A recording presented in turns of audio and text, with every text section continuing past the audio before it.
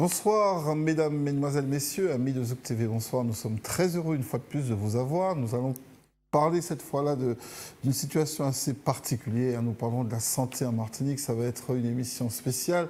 Vous me direz, mais la santé, le psychique, quel est le lien? Je vous rappelle tout de même que le corps, c'est le temple de notre esprit et que par conséquent, quand ce corps n'est pas bien, forcément l'esprit n'est pas bien. Donc le lien qu'on fait entre la vie psychique et la santé est tout à fait évident. Alors pour nous en parler ce soir, nous allons recevoir Guy Métali. Bonsoir. Oui, bonsoir. Vous êtes représentant du collectif citoyen pour une santé au service des Martiniquais. C'est un bien grand mot. Oui, un bien grand mot, une grande belle affaire aussi. Hein. Nous en parlerons et puis évidemment pour nous éclairer comme d'habitude depuis quelque temps et nous en sommes heureux, je sais que vous aussi téléspectateurs, Moïse Idino, bonsoir Moïse. Bonsoir Fred. Moïse, bonsoir, notre sociologue consultant qui nous éclaire de son expérience, de ses connaissances sur les sujets différents que nous abordons.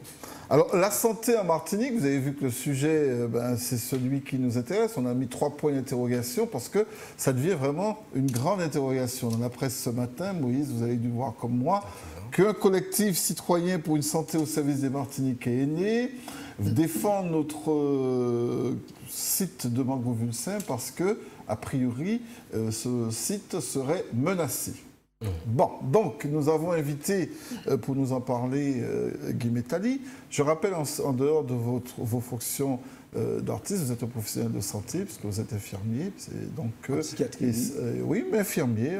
Je crois qu'on ne différencie plus les infirmiers. Et par conséquent, c'est à ce titre que vous êtes là aujourd'hui. C'est pas le chanteur que nous connaissons et vous n'avez pas envie de chanter ces jours-ci. C'est même pas en tant qu'infirmier, je suis là en tant que citoyen. Non, ça, c'est bon. Hein? Oui, mais si vous n'étiez pas professionnel de la santé, ça m'étonnerait que vous soyez là ce soir, non? Pourquoi pas? Un citoyen, il doit être au fait des affaires. Non, je suis en tant que citoyen. Santé. Tiens, question piège. Je vais demander d'ailleurs à notre sociologue, pour lui, qu'est-ce que ça veut dire la santé? Parce que c'est quoi ce mot pour une santé? C'est quoi la santé? Déjà, si on parle de la santé, on va prendre la définition de l'OMS, qui est un bien-être total, physique, pas simplement l'absence de maladie ou d'infirmité, mais un bien-être total, psychologique, social, économique, politique, etc. Quand on parle de la santé, on va parler de la santé de la population, ce qui nous conduit à parler aujourd'hui de santé publique, ce qui ouvre le débat sur l'ensemble des questions que se pose ce collectif, puisque Guy nous a remis un document que j'ai parcouru, que j'ai lu. Et puis, je me suis arrangé pour quand même écrire un peu la définition de la santé publique de manière à ce que l'on soit clair et que ce ne soit pas simplement des vues de l'esprit. Oui. Alors pour vous, donc la santé, en tant que sociologue, c'est quoi? En tant que sociologue et en tant que personne formée en santé publique, la santé publique est une discipline qui prend en compte toutes les dimensions administratives, sociales, politiques, économiques de la santé. Elle s'occupe de préserver la santé, de protéger au niveau d'un groupe, d'un individu, d'une société. Donc c'est très important. Quand on voit votre définition, c'est central dans une société. Absolument, dans la mesure où le système de santé. Absolument, puisque une société ne va bien que si son peuple va bien. Donc l'homme est placé au milieu d'un système de santé qui va le prendre de façon holistique, c'est-à-dire dans toutes les dimensions, toutes les composantes de son existence.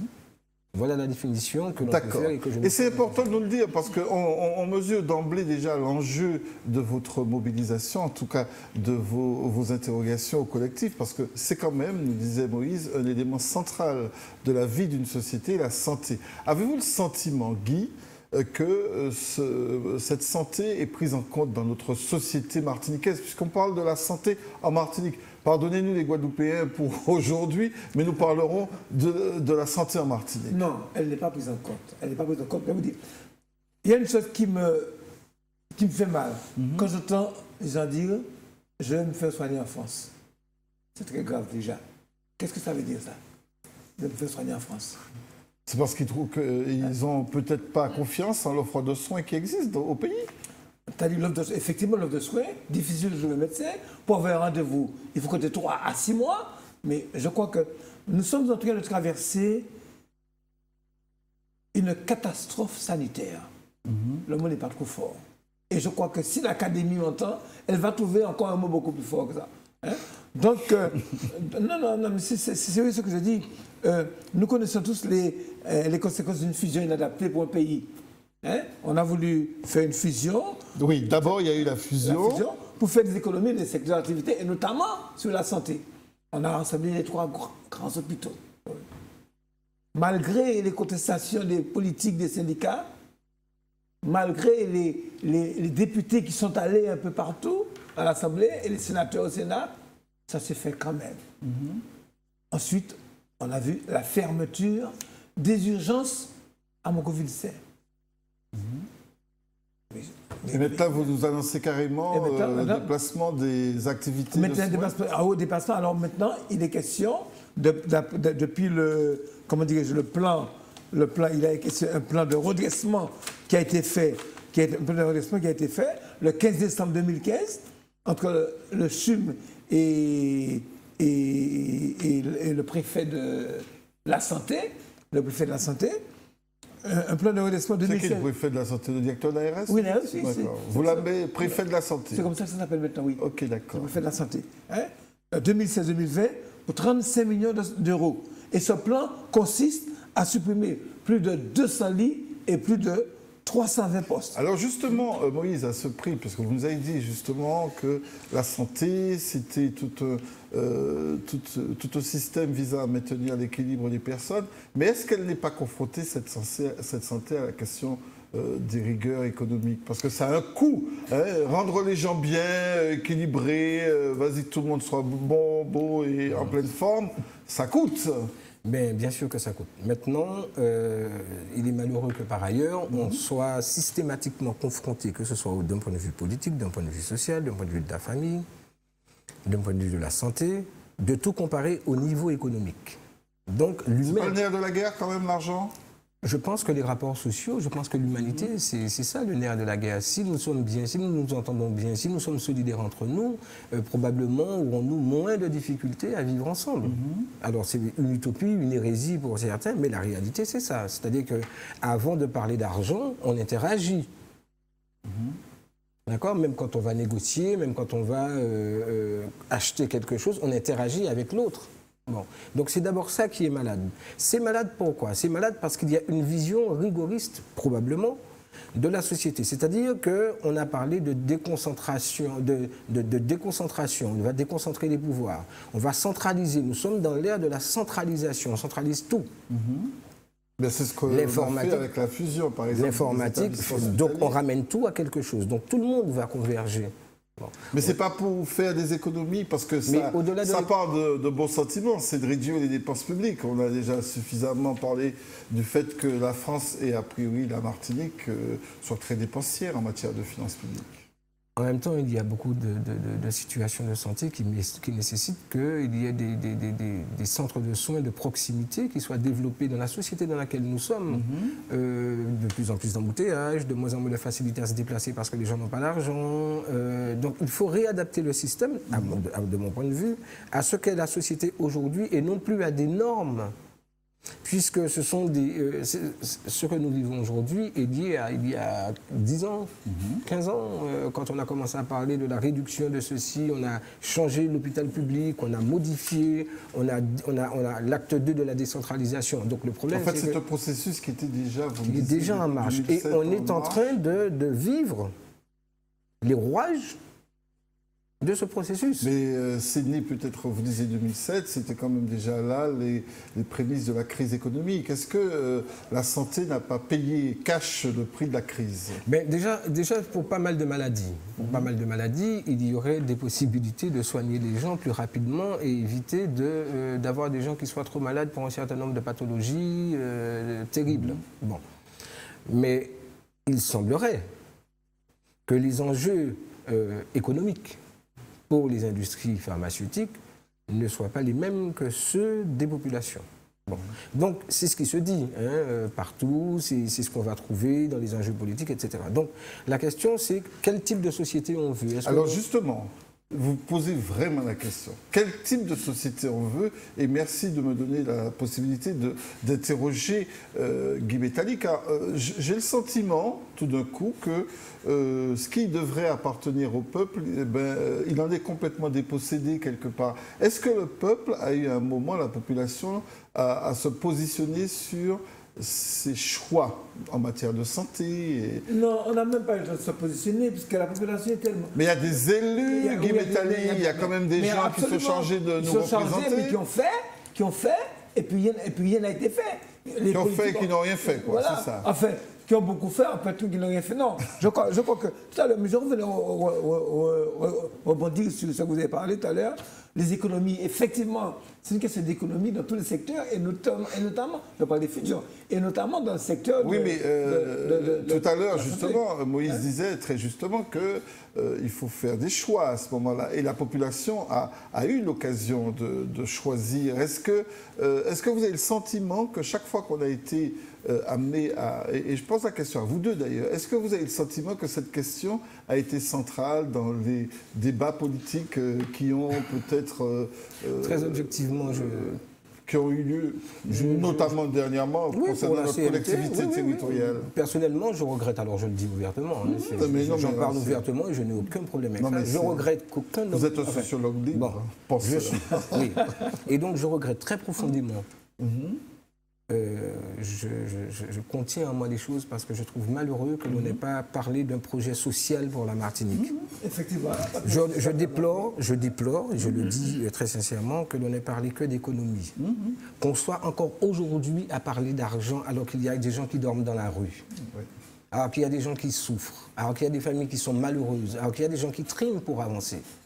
Je regrette profondément que des hommes politiques ne soient pas là pour dire voilà le chemin que l'on va prendre pour avancer. On peut aussi vous reprocher aux intellectuels dont vous faites partie d'être particulièrement muets. D'ailleurs, je disais dans un article, pas vous, mais je parle des intellectuels. Et d'ailleurs, Patrick Chamoiseau a été interviewé dans le Grand Quotidien ce week-end et il déplorait le mutisme du monde intellectuel qui peut-être aussi a son mot à dire à ces moments-là, dire attention, et voilà là où il faut aller. Le problème c'est qu'il faut que, pour que les choses avancent, il faut que les gens comprennent.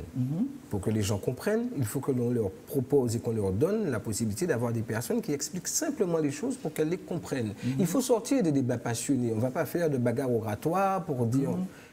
Le rôle du sociologue ou le rôle du collectif, c'est d'expliquer, selon moi, quels sont les enjeux pour la population et de moi, quels sont les rouages qui nous emmènent à cette situation pour alerter les gens, pour les prévenir, pour qu'ils ouvrent les yeux et qu'on regarde un petit peu, parce que aujourd'hui c'est nous, mais demain ce sont les enfants qui arrivent. Bien sûr. Absolument. Alors, lors des derniers attentats à Paris, on a mobilisé 48 hôpitaux. 48 hôpitaux pour 500 ou 600 malades. Mesdames, ici, aujourd'hui, ce soir, nous avons 11 gros blessés graves qui arrivent. On n'est pas prêts. Et je vous disais d'ailleurs, Guy, que ce n'est pas difficile pour nous d'avoir ce type de situation. Il suffirait qu'il y ait un cyclone bien costaud, un tremblement de terre, pour que nous ayons plus de 11 blessés. Vous savez techniquement et structurellement, on n'est pas prêt. Alors comment on fait? On n'est pas prêt. Mais le système, il a changé depuis très longtemps. On a regroupé les laboratoires qui ont été obligés de se mettre en GIP, comme les médecins, comme les infirmières. Les médecins du public, on le disait, en métropole, quittent le milieu du public pour aller dans le privé. L'enjeu, on demande de plus en plus aux brancardiers, à la sage-femme, à l'aide-soignante, à l'infirmier, aux médecins, aux professeurs. On leur demande, il y a toujours de plus en plus d'exigences, de plus en plus de devoirs, de moins en moins de droits et très peu de reconnaissance. Oui, ça c'est vrai. Et donc, ça pose un certain nombre de problèmes. Par ailleurs, tout cela mélangé à la question de l'économie, c'est-à-dire de la réduction des dépenses, du personnel, etc., fait qu'on a une situation qui est extrêmement intriquée, avec du personnel qui est sur les dents, qui travaillent des fois pendant 5 jours, des nuits entières pour essayer de transmettre à l'équipe du lendemain. Arrive même à faire 2 gardes parce qu'on n'a pas pu remplacer. Et voilà. On ne remplace pas. Quand vous arrivez aux urgences, il n'y a pas forcément de médecin pour vous recevoir parce que le médecin, ben, à bout d'un moment, ça fait 2 jours qu'il est là, il n'a pas mangé, il faut qu'il dorme, il faut qu'il fasse ses besoins, etc. Il faut qu'on ait le même médecin qui est chef de service à la clinique Saint-Paul est chef de service aussi à Mogoville-Saint, qui fait 40% là et 60% là. Non, je crois que... là, il parle de l'organisation des soins. Oui, mais tout ça, Moïse Lino nous faisait constater, c'est un processus, on ne s'est pas tombé des nues comme ça. Et comment ça se fait que nous soyons restés aussi passifs ? Au point que nous en soyons à cette situation actuellement. Non, il faut dire que passif, non. Il y a des syndicats qui sont montés au créneau. Oui. Il y a des politiques qui sont montés au créneau. Mais très souvent montés au créneau et puis en fait, on ne voit plus rien. Hein? Et puis voilà, on s'en rend compte maintenant. C'est-à-dire qu'ils ont été impuissants face à la dynamique enclenchée, non ? Je pense, enfin, pour essayer d'éclairer les consciences sans enflammer les mémoires, je crois qu'il faut essayer de revoir aussi la société dans laquelle nous sommes. Quand vous dites « nous », je pense que ce n'est pas simplement les syndicats, les politiques, mais l'ensemble de la population. Puisque si la population est mobilisée autour d'un sujet, je peux vous assurer que le politique, il entend, et les dirigeants, ils entendent. Vite fait. C'est vrai. Et l'économie se calme vite fait. Bon. Ce qui se passe, c'est que les gens sont dans une situation étriquée, difficile. Il faut boire, il faut manger, il faut vivre les embouteillages, etc., etc. Ils n'ont pas le temps. Ils n'ont pas forcément tous les journaux que l'on a à Paris, pas forcément les mêmes informations, ils ne les lisent pas de la même manière, ne comprennent pas les choses tout le temps parce qu'on n'a pas toujours le temps. Et donc les gens sont moins disponibles pour ce type d'éléments. Ensuite, parfois peut-être que les centrales syndicales, alors je parle librement encore une fois, hein, et que les gens qui font la politique et les syndicats oublie la population pour des enjeux internes à une société. Je le dis parce que je crois que par moments c'est important. Donc il y a une espèce de désaffection pour la question syndicale, surtout lorsque les gens ont des difficultés à travailler, que le syndicat ne fait rien pour eux, etc. Que les gens soient pris dans un système alors qu'ils ne sont pas responsables. Et donc, ça crée il y a toujours que de la confusion. Peu d'explications, peu de partage, peu d'échanges, peu de projets en commun. On peut être syndicaliste et patron et dire voilà ce qu'on peut faire pour la société. Il ne s'agit pas systématiquement de s'opposer. Une grève n'est pas toujours forcément une solution. Alors, est-ce qu'on n'a pas été victime de cette passivité populaire? Parce que vous évoquez effectivement la mobilisation des syndicats. J'ai pour expérience que quand même les organisations syndicales représentatives du secteur de la santé se sont plusieurs fois mobilisées. Bien sûr. Mais ils n'ont pas été nombreux, les malheureux, à être... Mais c'est la même chose. Je ne suis pas en train de dire que ces personnes ne font rien, parce que ce sont quand même, je dis encore une fois, que ce sont des métiers qui sont difficiles, qui sont importants, parce qu'ils sont centraux dans ce que nous faisons en tant qu'humains, c'est-à-dire vivre. Alors vous êtes en train de me dire, Moïse, que cette absence de réactivité de la part de la population est liée à ces préoccupations existentielles. Mais bien sûr. C'est du quotidien qui fait que cette question-là soit passée à l'as, quoi. Passée à l'as. Et ce qui est important, effectivement, comme il disait tout à l'heure, c'est mobiliser cette population. C'est la population maintenant. C'est elle qui peut faire, elle seule qui peut faire arrêter un projet qui est déjà acté. Et c'est la raison, d'où la création de ce collectif. Il ne faut pas mettre le feu dans la rue. Hein. Non, nous sommes passifs. Hein. De toute façon, il n'y a que 11, puisque vous avez...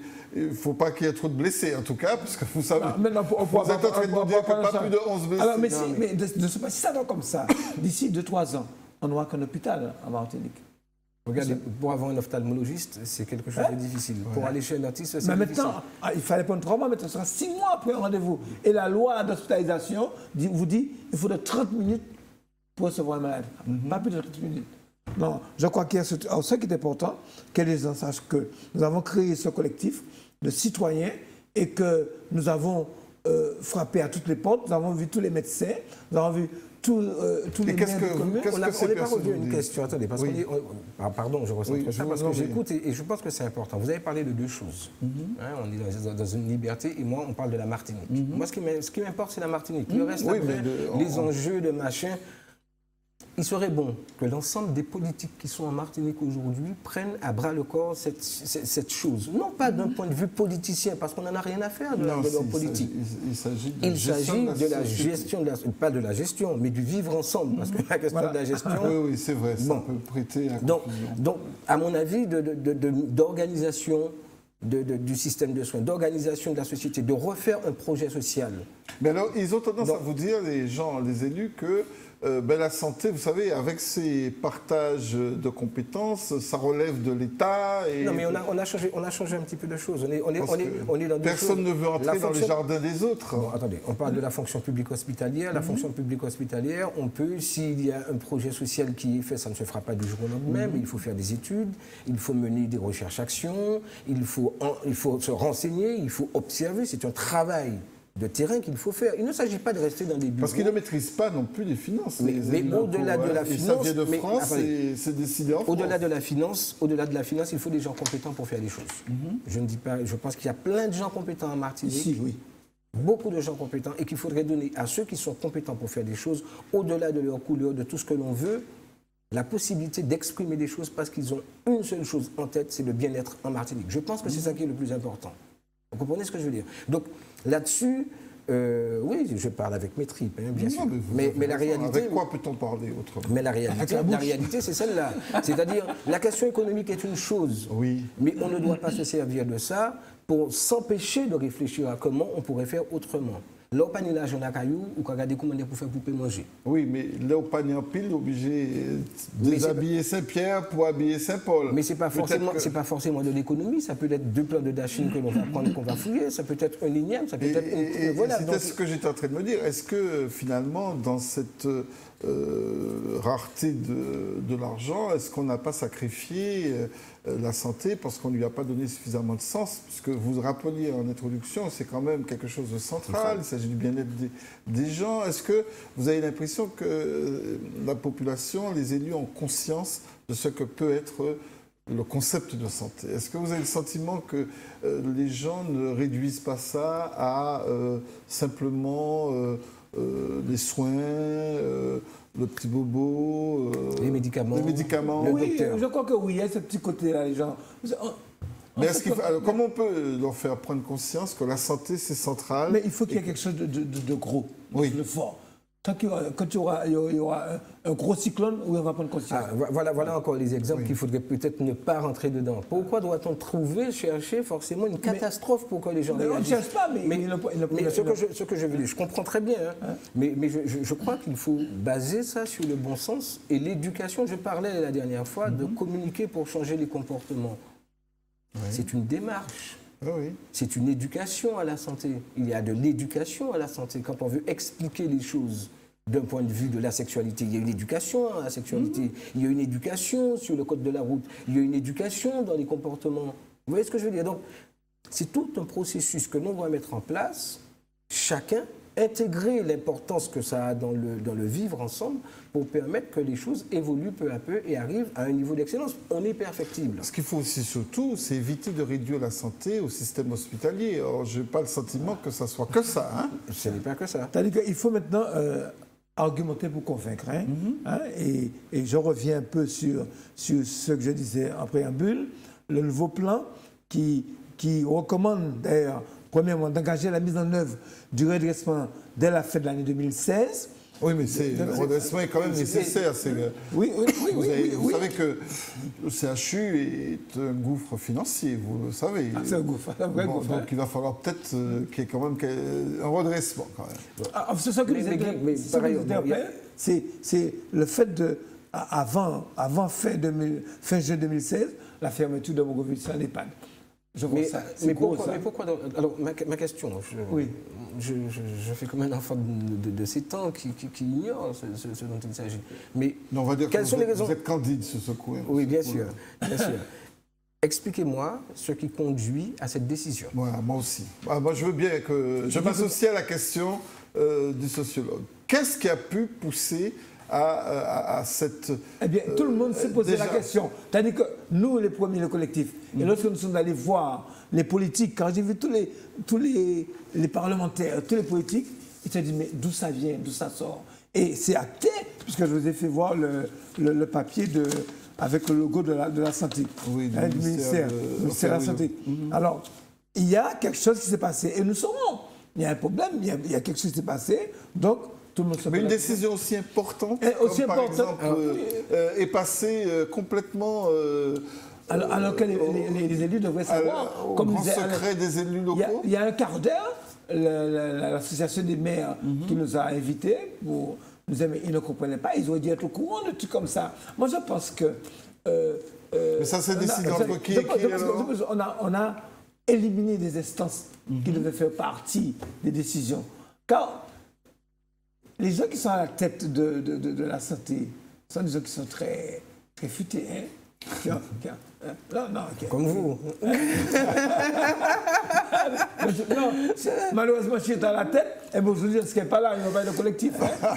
Il n'y a pas de collectif. Ça serait fait mieux. Et mon gros Vilsain ne serait pas prêt à devenir un EHPAD qui n'est pas conçu pour ça. Alors, expliquez à la population ce que c'est qu'un EHPAD, hein, parce que vous utilisez des sigles et les gens ne sont pas censés connaître. Alors, Non, vous dites que le projet établissement sur le site de Mango-Vulsin, c'est de le transformer en EHPAD. Un EHPAD, C'est c'est-à-dire quoi un établissement d'hébergement, voilà, de personnes âgées dépendantes. Voilà. Et puis une filière de colson. C'est déjà, il y a quand même déjà une filière psychiatrique, autrement dit, tout le monde descend à... Il y a 200 depuis 3 ans, 200, mais il reste 150 à Balata. Donc ils descendent. Ils descendent, oui. Tout le monde descend. Tout le monde descend dans la rue, hein. Tout le monde descend à Mango-Vulsin. Oui. Alors, colson, EHPAD. Et peut-être, on va garder le service des mondialistes que j'ai visité. Mais il faut voir ça. Mais écoutez, c'est quand même terrible. Hein. Il parle de... Bon, pardon, je ris. Mais... si ça vous paraît... Écoutez, si ça vous paraît loufoque, je pense que c'est un peu normal.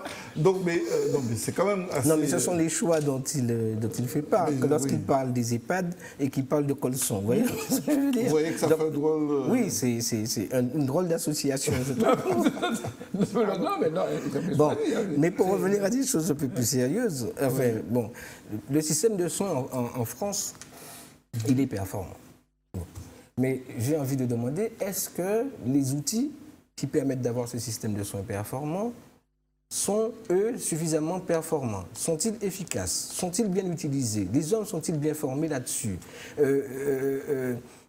Pourquoi a-t-on besoin, vous le disiez tout à l'heure, hein, et je vous prends à témoin de vos propres mots, que ça vous agace que les gens disent « je vais me faire soigner en France ». Pourquoi?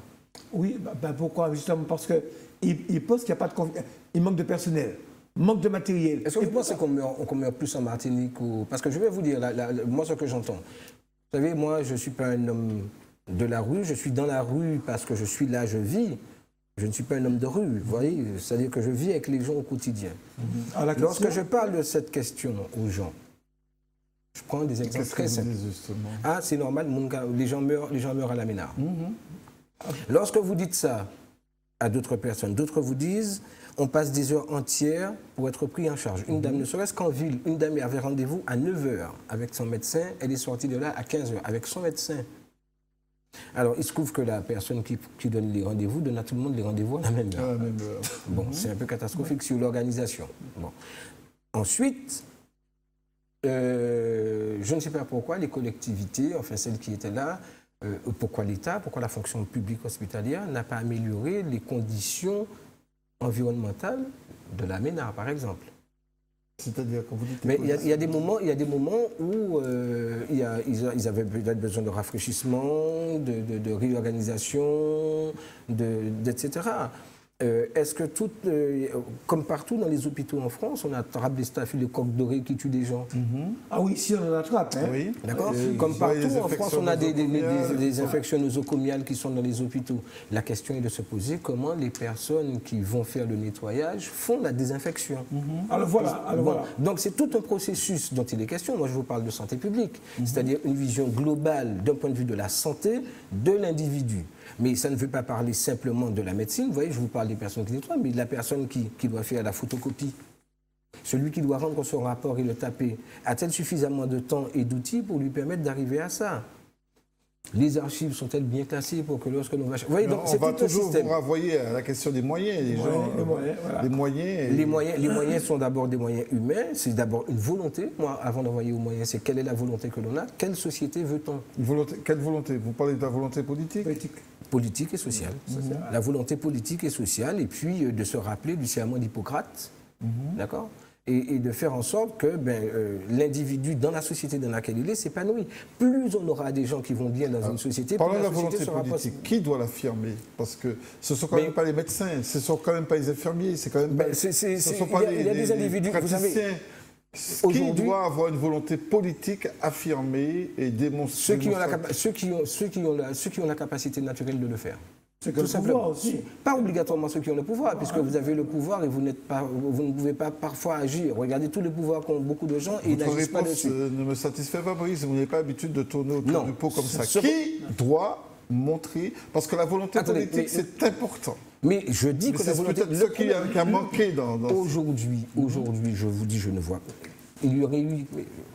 J'aimerais bien voir quelqu'un qui, debout, parle de la Martinique. Je vous dis encore une fois, je vous ai dit un préambule dans notre propos, que j'ai regretté qu'il n'y ait pas eu un projet social qui soit sorti de l'ensemble des débats politiques et qu'il n'y a toujours pas. Donc, n'ayant pas ça, je ne vois pas qui, aujourd'hui, est capable de porter cette chose si ce ne sont que les personnes qui vont apporter, aider et participer à ce type de choses. Donc, si- ça devrait être les hommes politiques qui devraient le faire. Donc ça si ce n'est pas devrait les être hommes des élus. politiques, maintenant on donne le relais aux collectifs citoyens, les citoyens prennent leur santé en main, c'est ça? Mais C'est un peu ce que vous avez fait. mais c'est de la- Mais vous n'avez pas d'argent, comment vous allez faire ça? Mais ça s'appelle la santé communautaire. Oui, mais comment ils vont faire Non, sans mais argent, pour parler parce que- très sérieusement, pour revenir encore, on continue à parler sérieusement, je pense que les hommes politiques auraient dû et devraient, et je l'ai dit tout à l'heure déjà, j'ai répondu un peu en avant à votre question, je regrette qu'il n'y ait pas de politique, je le redis pour la deuxième fois. Donc, vous voyez bien que les choses sont dites. Bon, oui, les hommes politiques devraient le faire, mais il faut dépassionner le débat, il faut informer la population, il faut mobiliser les uns et les autres, il faut mettre en place des ateliers de réflexion collective qu'on appelle des ACORA, puisqu'on fait des anagrammes. Et puis, c'est d'abord une volonté politique. Qu'est-ce qu'on veut comme société? À partir de cette question, qu'on aura répondu très simplement à partir de cette question, il faudra regarder dans le millefeuille qui compose la société tout ce que l'on peut faire, même dans les interstices, pour améliorer cette chose. Et pour ça, il faudrait que les gens qui ont le pouvoir et qui, d'abord, c'est pour ça que je vous dis que ce n'est pas la question du pouvoir, c'est la question de la volonté. Parce qu'un homme qui a du pouvoir n'a pas forcément de volonté. Ouais. Alors, nous voulons effectivement informer et mobiliser. Informer pour mobiliser. Informer, qu'est-ce que vous voulez dire à la population, Guy? Lui dire qu'il y a un mal, il y a un malaise, il y a un malaise au niveau de la santé, que les gens sont mal. Encore, comment vous allez il parlait réussir de mots tout à l'heure. Où allez-vous réussir ce que les syndicats n'ont pas forcément réussi? Parce qu'il y a longtemps qu'ils justement, voilà une belle question. Bah oui, Voilà on une a belle pour les question. poser, les belles questions, Guy. Voilà une belle question. Eh bien, la population seule peut faire arrêter un projet comme ça. La population mobilisée. Les syndicats, oui, la population mobilisée, mais Mais les syndicats font partie de la population. Donc, oui, je parle les syndicats avec une casquette de citoyen. là. Bon, ce qui est bien, Guy, dans la démarche, qui est une démarche de démocratie participative. Participative, parce que, voilà. bon, là, le sociologue remet sa casquette de machin, mais c'est une réalité. On est dans une démarche de démocratie participative. Mais pour arriver à cette mobilisation, qui ne doit pas être une mobilisation violente, ça doit être quelque chose, si violence doit être, elle doit être intellectuelle pour permettre de changer les choses. Bon. Elle doit être conceptuelle. Et donc cette transformation, cette mutation, parce que nous sommes dans une mutation de la société, ça on ne le dit pas suffisamment, la société martiniquaise est en pleine mutation. Et on doit accompagner cette mutation. On doit l'accompagner d'abord par un projet, parce qu'on doit savoir où on va pour emmener des gens. On ne part pas comme des moutons de panurge dans de l'eau. Bon, donc on doit d'abord définir ce que l'on veut comme société, expliquer aux gens, communiquer pour que les gens puissent prendre conscience et espérer qu'ils changent de comportement. Et à ce moment-là, faire en sorte de mettre en place... La démocratie participative, elle passe du bas. En Suisse, par exemple, c'est la population qui décide du projet social qu'ils veulent. En France, nous ne sommes pas dans une démocratie participative, nous sommes dans une démocratie représentative. Tout à fait. Donc celui qui représente le peuple, il est à l'image du peuple, mais décide pour le peuple, sans que le peuple ait son mot à dire. Son seul mot à dire, c'est le bulletin. Donc inverser les choses, c'est-à-dire aller dans le bas, dans le plus bas, dans le plus profond de la société, extirper le mal qu'il y a, le regarder, le tamiser et prendre ce qu'il y a de plus important pour essayer de changer cette société. Sauf que votre démarche, qui est fort louable, va susciter du temps et de l'investissement. Alors, vous me disiez que les gens sont pris tous les matins que Dieu fait dans leurs embouteillages, dans leurs Mais c'est bien ce que je dis, c'est quelle société à quel veut-on? moment ils auront le temps d'apprécier une consultation, de donner leur avis, et puis est-ce qu'ils sont habitués Alors, à faire ça les universités, ah oui, mais ça c'est ce que vous dites, sinon c'est même pas Rapidement, là, comme ça. Non, mais j'ai dit tout à l'heure que ça prendrait du temps. Rappelez-vous de ce que je dis, hein, donc ma pensée n'est pas instantanée, elle est suivie d'une logique. Donc, le temps que ça prendra du temps, mais on le vaut bien quand même. Oui, on le vaut bien. absolument. Bon, ensuite, d'accord. on a des moyens ensuite de le faire. Il y a des gens qu'on peut former, il y a des gens qui sont formés, il y a des gens qui ont des compétences, il y a des sociologues en Martinique, il y a pléthore de personnes capables, des enquêteurs, il y a des personnes qui sont capables d'aller voir la population, de parler, il y a des personnes qui sont capables d'écouter, de recueillir les informations. Et puis on fait quoi avec? On fait une analyse de ce qu'il en est. On fait des synthèses, on fait des ateliers populaires. Vous allez à Dillon, vous allez à Volga, vous allez à Trinel, vous allez à Bordeaux-Rouge, à Basse-Pointe. à Basse-Pointe, au Lorrain. Vous voyez les personnes âgées, les jeunes, même les mecs qui sont dans la rue, qui sont là, parce qu'ils ont des choses à dire. Parce qu'ils Oui, ont... mais après, qu'est-ce qu'on fait quand on a recueilli autant d'informations? Comment, à partir de là... d'inspiration? Mais toutes ces synthèses, on fait une synthèse... Une synthèse de plus, quoi. Non, je vous parle d'un projet. Quelle société veut-on? À partir de là, ça remonte. Puisque la synthèse va dire, voilà ce que les gens veulent. À partir de là, on essaie de définir au mieux ce qui est possible, ce qui est réalisable tout de suite ou pas. Mais partir pour mettre en place des décisions qui viennent de là, sans tenir compte de ce que les deux sont dont les gens ont besoin, c'est un peu compliqué. C'est exactement comme si vous faisiez un commerce sans tenir compte d'une étude de marché. Alors, pour une décision qui, visiblement, était à l'horizon juin 2016, on n'a plus le temps de faire ça maintenant. Non, on a plus le temps. Décidé, Mais il faut dire que c'est acté. c'est décidé, c'est acté, comme vous dites. Oui, c'est Alors, acté, qu'est-ce que le collectif pourra faire de mieux? Mobiliser la population. Je viens de dire à l'instant, il n'y a que la population seulement qui peut arrêter un projet comme ça. Et les politiques sont d'accord, ils sont derrière nous. Les parlementaires sont derrière nous, ils sont prêts. C'est un premier jet, hein. C'est tout frais, ça a à peine une semaine, hein, le collectif. Hein. À peine une semaine. Nous avons commencé le travail sur le Lamentin et nous allons le continuer. Demain matin. Enfin, demain, c'est-à-dire jeudi 14 jeudi 14, avril. demain, à 7h, nous avons un grand rassemblement devant Montgoville-Serre pour parler à la population, échanger. Hein, donc vous invitez la population à venir vous voir? Oui, invitez à venir voir. On est passé un peu partout dans les quartiers. Mais ce n'est pas non plus évident parce que les gens, s'ils travaillent, s'ils doivent aller travailler, ils ne vont pas laisser leur travail à 7h du matin. Non, mais on n'a pas besoin d'avoir tout le monde. Non, mais ce que je veux vous dire, mais nous sommes dans le pratico-pratique. Hein. On se parle franchement. Vous demandez à des gens qui sont en train de se battre tous les jours, pour essayer ça, c'est facile de dire de ne pas venir là. Je n'ai pas ce que je suis en train de dire. Je n'ai pas cette malhonnêteté intellectuelle. Je n'ai pas cette malhonnêteté intellectuelle. Je me dis, il a raison. Ne me la prêtez pas. J'essaie simplement d'être pragmatique et de regarder des choses dans ce que mon métier me permet de regarder. Les gens, je l'ai dit tout à l'heure, ils se battent tous les jours pour essayer de gagner leur pain. Il est difficile de demander à des gens de venir. Ceux qui vont pouvoir le faire, ce sont des personnes qui ont du temps, ce sont des personnes qui travaillent peut-être à Montgoville-Serre, des personnes peut-être retraitées, des personnes peut-être au chômage, etc. Oui, on n'a pas besoin de tout le monde, mais le maire de Lamentin, vient de donner un avis favorable au personnel. Et puis vous allez créer un embouteillage monstre de l'autre côté. Un avis favorable au personnel pour être là demain matin aussi. C'est-à-dire qu'il a libéré le personnel de la fonction. Mais pour accompagner ça, ce qu'il faudrait faire. Les fonctionnaires de la ville de Lamentin sont libérés pour aller écouter. Ceux qui peuvent, voir avec les chaînes de service, il a un avis favorable pour ceux qui peuvent être là pour mener le combat avec nous. Mais pour aller toujours dans ce sens de la solidarité, mais il faudrait peut-être aussi que votre collectif regarde comment, dans les quartiers, ils peuvent expliquer les choses aux gens. Nous sommes allés. Mais continuez. Oui, non, mais le premier jet, on continuera jusqu'à la victoire. C'est quoi la victoire pour vous alors? La victoire de ne pas casser Montgoville-Serre. Mais ça ne se transforme pas en EHPAD ni... Du matériel, du personnel. Vous n'avez pas répondu non plus à la question. Ce qui motive la fermeture de Montgoville-Serre, vous n'avez pas répondu à cette question. Mais je ne sais pas, c'est pas moi qui ferme. Ah, vous ne savez pas. Vous n'avez pas encore eu l'occasion, vous n'avez pas demandé à... Qui fait des économies, c'est Au préfet de la santé, comme vous me dites, vous n'avez pas demandé encore, vous n'avez pas vu, vous n'avez pas l'intention de le rencontrer pour qu'il vous C'est le collectif qui prend une décision demain matin. Mais est-ce qu'il y a, je ne sais pas encore une fois, hein, ce sont des questions que je pose, elles sont vives, je le souhaite. Est-ce que les médecins que vous avez vus trouvent que l'équipement, par exemple à Montgovulcin, est suffisant? Y a-t-il suffisamment de lingettes pour que les gens nettoient, pour que les gens fassent leur travail? Non. Y a-t-il suffisamment d'outils? Pardonnez-moi, je sais que je suis un peu prolixe, mais voilà. Est-ce qu'il y a des outils qui permettent d'assurer la santé publique dans cet endroit? Non, il n'y a pas d'outils. Il n'y a pas d'outils. Donc vous avez l'hôpital, c'est une coquille vide, quoi. Je continue. Et la question pour aller dans le même sens. Excusez-nous qu'on vous bombarde de questions, mais c'est important pour nous. Je suis très à l'aise. Il n'y a pas de médecin sans hôpitaux. Il n'y a pas d'hôpital sans médecin, pardon. Oui. Est-ce que les médecins vous suivent dans ça? Qu'est-ce qu'ils en pensent, les médecins? Mais les médecins partent, ils ne veulent pas travailler. Ils refusent de travailler. Donc il n'y a déjà plus de médecins, quoi.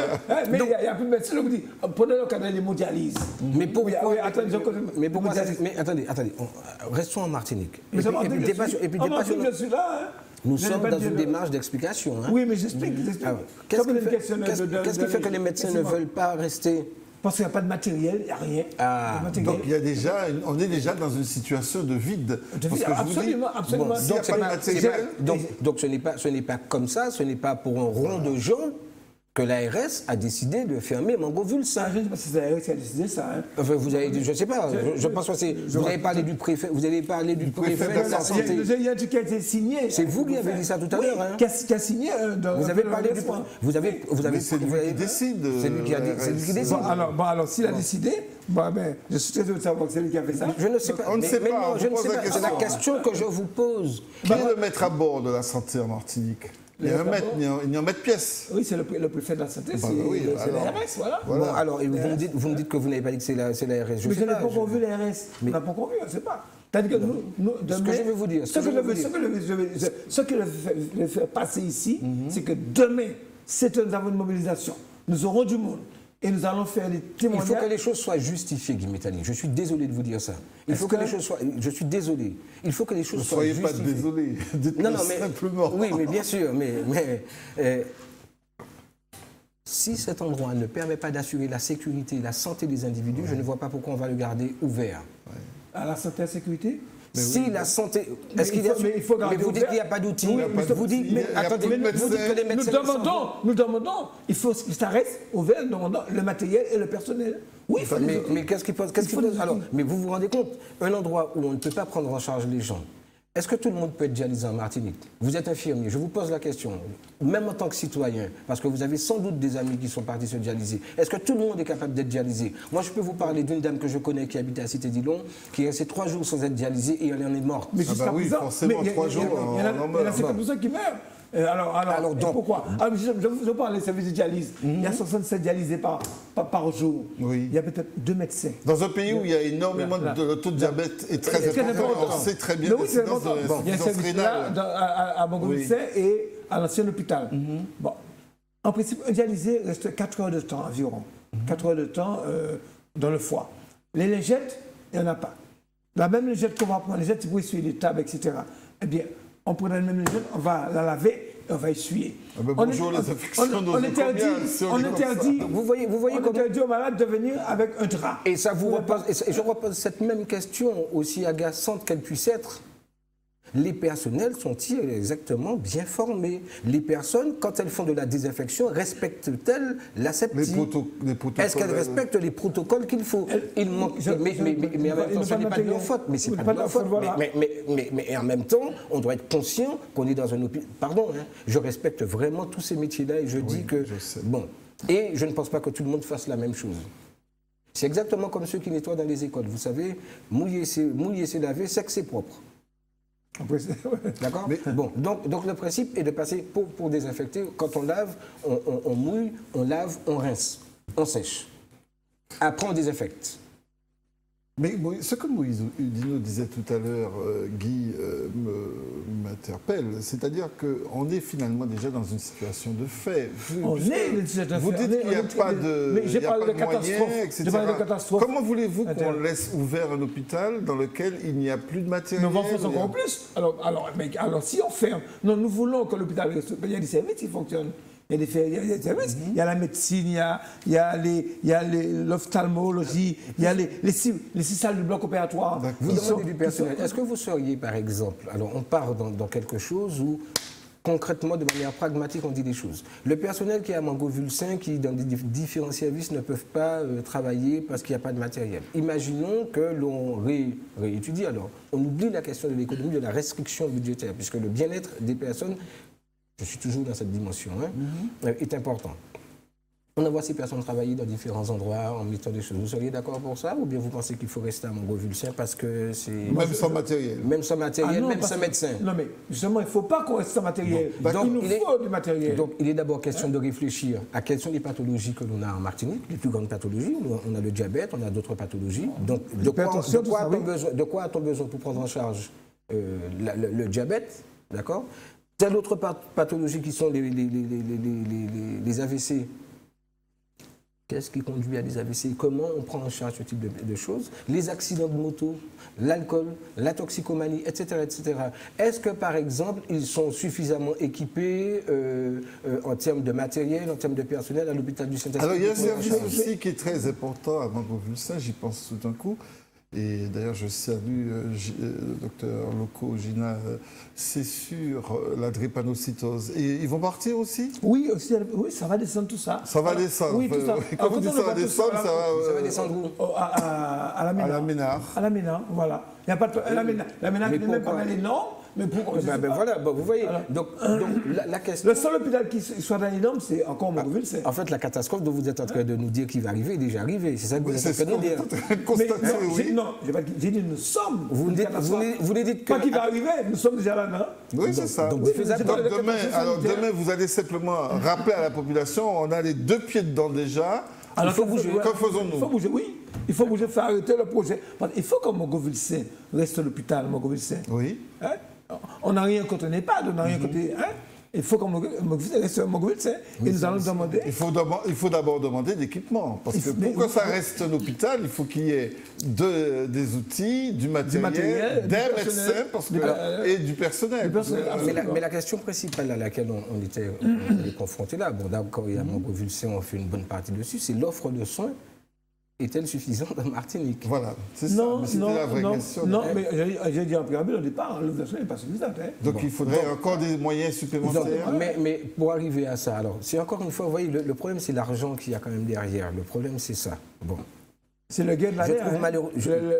Non, encore une fois, je vous dis non. Je vais vous démontrer pourquoi. Les EHPAD. Pourquoi? Les EHPAD.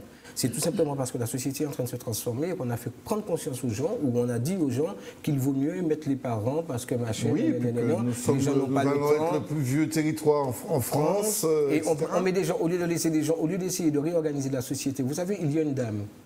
J'aime bien aller à la Tivolienne, boire le café, ce truc traditionnel pour regarder. Petite pub, c'est sympa. Ah non, mais non. On prend parce qu'en plus c'est un super café. Oui, c'est ça.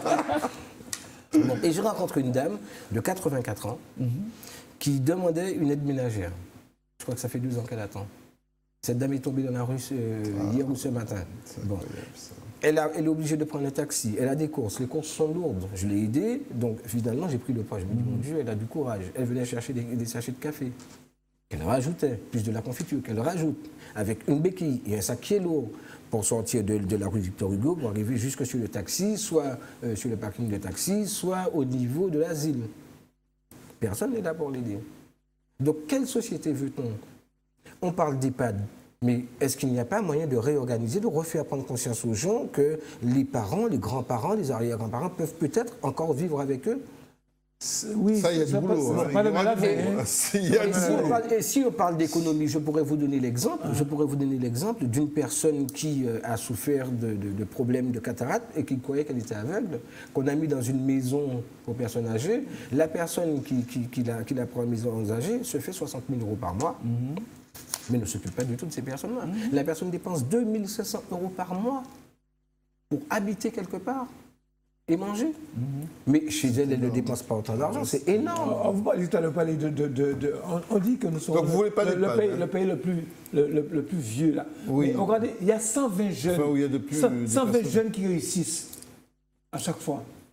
Ils partent parce qu'il n'y a pas de place ici. Quoi, Il y a- 120 il y a- qui réussissent à oui, quoi à l'école des filles, il y a, Ah il y a- ouais. il y a 80 filles. Et ils sont obligés de partir, 40 SH qui partent. Mais c'est aussi la perversion du système, parce que depuis des générations et des générations, on a fait comprendre aux gens qu'il fallait quitter la Martinique. Hein.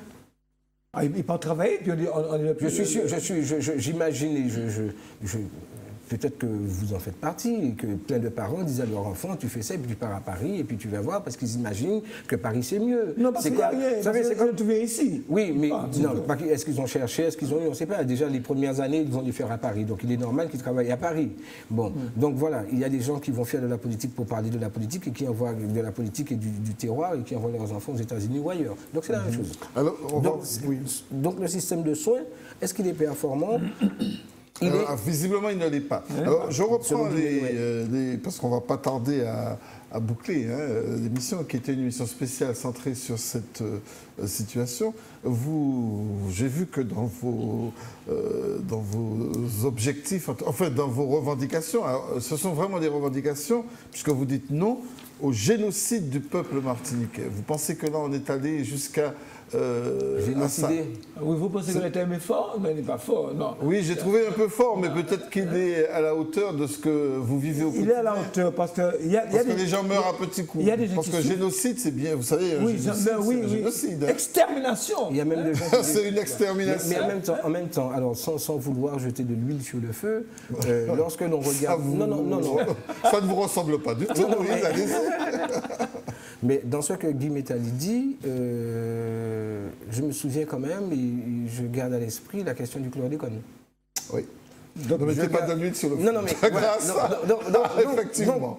Donc, pour modérer un petit Oui. peu, parce que je comprends probablement d'un point de vue intellectuel la question du génocide dont il parle, parce que les autres personnes parlent aussi de ça. On parle aussi d'ethnocide, etc. Aussi. Et lorsqu'on regarde la population, on regarde les choses aux États-Unis, on est amené à penser ça. Bon, je ne suis pas certain, enfin, je ne porte d'accusation nulle part, mais je dis que l'origine de cette notion vient probablement de l'ensemble de ces situations. Et ça montre bien... Vous faites du lien, quoi, entre Ah ben, mais les choses... la situation mais les choses... du chlordécone, le liennage, il y a le liennage. Je ne fais pas le lien, je dis tout simplement, liennage. je ne fais pas le lien, je ne fais aucun amalgame et je ne fais aucun lien. Je dis tout simplement que je Oui, mais comprends... vous avez bien compris l'incidence sur la santé publique de la chlordécone, quand même. Et bien sûr, Donc, de pourquoi les gens parlent de génocide. D'accord. Oui, oui. Alors, vous... Et quand il dit le chlordécone, moi je peux ajouter, je peux dire le chum déconne. Bon, écoutez, justement, en parlant de chum-déconne, vous dites que vous dites non aux choix politiques qui conduisent à la fermeture de l'hôpital le plus récent, Mango-Vulsin, et au démantèlement du centre hospitalier De Trinité. Alors, Trinité souffre. Ah, Trinité souffre. oui, mais c'est pas d'aujourd'hui que Pas d'aujourd'hui, Trinité ah oui, ça souffre. fait... Et il y a longtemps que les Ouais, syndicats le disent. Oui, justement. Alors, comme je disais tout à l'heure, il n'y a que la population qui pourra faire arrêter. D'accord. Maintenant, Je on crois. ne peut faire confiance qu'à la population. Non, on a tout fait confiance aux syndicats aussi. Ah, quand même. Mais, oui, mais les syndicats, ce sont des citoyens. Hein. D'accord. Il parle aussi de la dégradation de la prise en charge sanitaire en Martinique. Évidemment, il y a de moins en moins, ne serait-ce que si on revient sur certaines pathologies, on va revenir sur une situation qui est bien réelle pour des gens que j'ai été amené à suivre, des gens qui sont atteints de la pathologie du sida, par exemple. De quelle manière? Parfois, ils sont accueillis. Oui, c'est Parfois, important. les infirmières ou les personnes qui appellent, venez voir pour vos médicaments, pour vous donner le médicament, parlent de la pathologie, oublient même qu'il y a des Oui, gens. c'est ça, c'est vrai. Il y a cette réalité qui est là. Les gens préfèrent partir parce que des fois, les conditions dans lesquelles ils sont accueillis ne permettent pas forcément que leur santé N'intègrent soit pas leur préservée, dignité. leur dignité, Petit pays. Hein. Oui, mais Je ne suis petit pas d'accord pays, avec ça. Moi, Je je ne suis suis pas pas d'accord tout avec à fait d'accord avec ces vous mots-là. sur cette question. Sur ça, non, je Il ne faut suis pas qu'on d'accord. apprenne. Il y a des vivre postures autrement. professionnelles. Oui, il y a qui- effectivement. Sur la question du secret, Si je vous crois voulez qu'on a parler de beaucoup de petits boulot. pays, hein. si on compare Monaco à la France, Monaco est un petit pays. Non, et voilà, je crois donc que on sur la peut pas- question du secret, la discrétion. donc la professionnelle, discrétion. il faut voir sérieusement, Donc ça on c'est revoit une la chose. question. Ça, c'est très important. Bon. Et il y a aussi le fait que parfois, il y a des personnes qui ont beaucoup de désinvolture avec des malades. Vous voyez ce que je veux dire? Il y a des personnes qui sont désinvoltes. Il y a des Mais personnes- c'est quand même pas la majorité. C'est pas la Dans tous majorité. les Il y a des, mais pas tout le partout, monde. partout. Donc, C'est pas la majorité. donc, à la fois il est important que les politiques prennent conscience que d'abord il y a quand même des pères, et puis derrière tout ça il y a quand même des pères de famille, des mères de famille qui nourrissent leurs enfants à l'hôpital Montgrovulsin. Hein? Il y a quand même des salaires, il y a quand même il y a quand même des familles derrière tout ça. Il y a quand même des professionnels de santé qui ont besoin d'exercer leur métier. Et la population en a besoin. Donc il faut tenir compte de ça pour, faire en sorte que cet hôpital puisse accueillir en sécurité l'ensemble des personnes, deux, leur donner les moyens matériels et humains, et trois, les encourager parce que c'est difficile ce métier. Vous parlez d'une médecine à deux vitesses, qu'est-ce que vous voulez dire? Il y a une pour les riches, une pour les pauvres, une pour... C'est quoi la Quand deux je disais vitesses? tout à l'heure, des gens Il y a vous de la disent, discrimination? ah oui, je fait discrimination. Pas ici. C'est-à-dire que je vais partir en France me soigner. Vous qui avez de l'argent, vous pouvez aller en France, mais moi je vais rester ici. Et je ne suis pas bien soigné. donc vous Il y a avez qui plus me d'argent montre, que lui. voilà. Ouais, il me montre que tout vous qui avez de l'argent. Non, mais là, vous êtes dangereux.